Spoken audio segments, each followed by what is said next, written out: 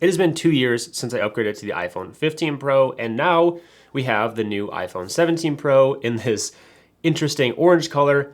And I really wanted to get this phone and see, is it actually worth upgrading to the newest flagship iPhone, especially coming from something that's technically a little bit older, 2 years. It's not the newest phone, but it's obviously not the oldest phone. And I wanted to do that especially because I think nowadays a lot of people treat these as like more of a consumerism thing. They want to get the newest iPhone, but I really wanted to see, is it actually worth it, especially coming from a 2-year-old phone, to get the new iPhone 17 Pro? And the first thing to note right off the bat is that technically this phone has a 0.2 inch bigger screen than my 15 Pro. But the big change, of course, is going to be the new design. So the 15 Pro famously is their titanium kind of sales point, where this was like the big thing. Natural titanium was the big color of the year. It's stronger, it's more rigid, but it also holds in heat a lot worse than other materials like stainless steel or aluminum. So for the 17 Pro, Apple has switched to a fully aluminum unibody. And that's actually kind of an interesting asterisk of unibody, because for the first time, I think since the iPhone 4, this is going to be a full aluminum case. So the entire body is one machined piece of aluminum, with the exception of this cutout right here, which is going to be a glass panel to allow for Qi wireless charging, because apparently it doesn't work too well through aluminum. This is not my favorite thing, and probably not what I would have assumed Apple would do with that, problem. I would have thought they maybe come up with a cooler solution where it all matched, but here we are, the two-toned iPhone 17 Pro with aluminum unibody. I do want to point out that the actual color of this phone is very different on camera versus what it is in person. I'm going to try to do examples of kind of what it looks like on camera versus what it actually looks like in person. In person, the glass panel is a lot less in your face. It feels a little bit more toned down unless you're looking at it at a specific angle, but for the most part, you don't really see it all the time. But on camera, I mean, it looks like it's like glowing basically, and it doesn't look like that in real life. Now, the other big change obviously is going to be the new camera plateau. They've renamed it from the camera bump, essentially what people used to call it. Now it has its own name, it's the plateau, and it takes up the entire width of the phone. And they did this for a few reasons, which we'll talk about when we get into the cameras, but essentially it's going to be a kind of new design they're going for, where they're gonna say that this is the thickness of the phone. They always go by the thinnest part of the phone now, and then they just pretend that this camera bump doesn't exist. So on like the iPhone Air, when they're saying the thinnest phone, they're talking about the rest of the phone, not the camera bump. This also is going to have what they call Ceramic Shield 2 on the front and I think the back on the glass area. And essentially what that's supposed to do is make it more scratch resistant.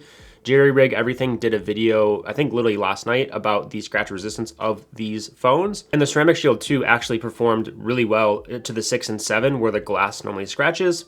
It really didn't. So the Ceramic Shield 2 actually seems to be holding up to what they're saying about its resistance to scratches, which is awesome, because the fact that this is an aluminum body makes me worried about scratches and dents, because we're not even 24 hours in and there's countless images and videos of people already damaging their new aluminum frames, and not even from crazy drops or anything. Some of them were like, hey, I picked it up wrong and it scratched the camera plateau. So one thing I would say is this phone, because it's aluminum is just a soft metal. It's going to scratch, and especially on the colored versions of this phone, you're gonna see those scratches way more apparently than you would on like the natural aluminum color. That being said, with the scratches, if you do wanna pick yourself up a case, which I would highly recommend, Andar is a good choice. They have been kind of sending me out cases for a long time. They're great people, great to work with, and their cases are actually fantastic. So their cases are leather. They wear and tear normally like actual leather does. So as you use it, it gets a little bit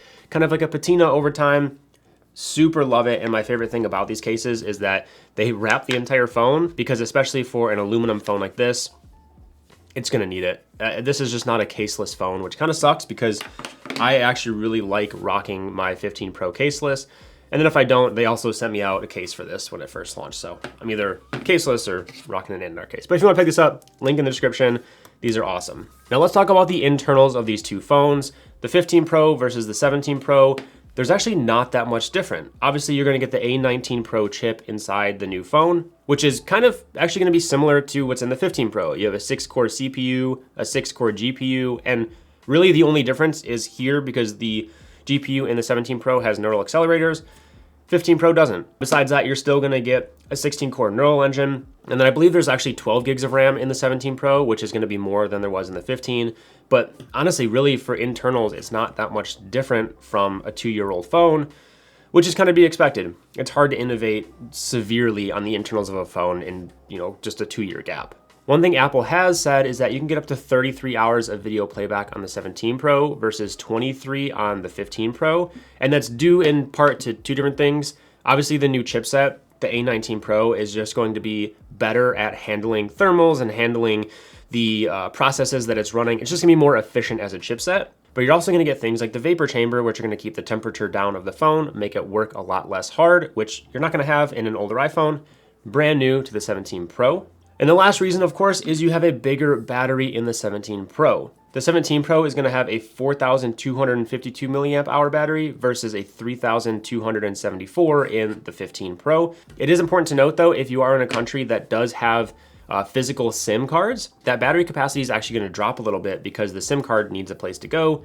And this entire area on the back of the phone is a battery. So if you put a SIM card slot in there, battery's gonna be smaller. The other real difference on the internals is that the 17 Pro can do up to 3,000 nits of peak brightness and the 15 Pro was only at 2,000. Apple tends to kind of throttle the max brightness of these phones depending on thermals. So I'm curious if we're actually gonna see a little bit brighter on the iPhone 17 Pro as well because of that vapor chamber. It's gonna keep the thermals of this phone down a lot more and we can actually probably get the full 3,000 nit brightness more often than we could on the 15 Pro with its 2,000. New iPhones are basically two things, bigger battery and better cameras. That's kind of been the trend over the past 4 years for these phones. That's no different with the 17 Pro, but Apple's kind of lying. So with these new cameras, you're basically getting 48 megapixels on all 3 cameras now. The ultra wide, the normal, and the macro lens are all gonna be 48 megapixels across the board. It's worth noting though that that's not by default. The default is still 12 megapixels. You have to turn on the higher resolution photos in your camera settings. Like same thing with ProRAW, ProRes, all these things, you have to turn them on. They're not by default. And they also are boasting this year about their new 8x optical zoom. So you can do anywhere from 0.5 to 8x. And then I think you can actually do an even more like 200x digital zoom after that. But that's also where I think Apple's kind of lying because from everything I've read, the 8x is not a true optical zoom, it's a crop zoom. Because when you're in 8x zoom, the most you're gonna be able to access is 12 megapixels, not the full 48 megapixels that you get from the other Fusion camera settings. You have to go down to 12 if you're doing the 8x zoom. And you can actually see when you're doing the 8x zoom, you can see where it's cropping in on the actual frame. So to me, I would not count like a crop frame with a drop in resolution as a true optical zoom because you're not getting the same benefits you're getting from the other settings like 0.5, 1, 2, whatever. There are also really cool changes on the selfie camera though, and to me, this is the most exciting thing that they've done this year. And that's basically they added this thing called center stage to the front-facing cameras, which is essentially a better way to take selfies. You can do a pinch to zoom out ultra-wide selfie, or you can do like a landscape selfie, which will actually turn the frame of the camera sideways into landscape mode. And the cool thing is center stage will automatically detect when there's other people in the frame with you and decide what type of setting it wants to be in. Now, of course, you can manually change this yourself too, but it's kind of cool because people actually invented like the 0.5 selfie from the back cameras to solve for this. So it's kind of a cool change. I don't know if people actually will like switch from doing 0.5s to this because 0.5 is like the younger person thing and this kind of feels like a boomer thing, but it's there. They also added a few other settings to the new camera stuff, which is basically really good image stabilization in video. So if you're a big video person, it's amazingly good now to stabilize your videos after. It does it automatically, but it doesn't even look like you were walking. It looks like you were on a dolly, basically. There's also this thing called dual camera mode, which lets you capture the front-facing camera and the rear camera at the same time. And you can overlay your like front-facing camera on the video for whatever reason you want to, but that's a thing now. This is also probably what I would say is the most like industrial design of an iPhone. I mean, if you put these two next to each other, this just looks worse in my opinion. This looks clean and awesome and just like a piece of art. This looks like function over form in this one.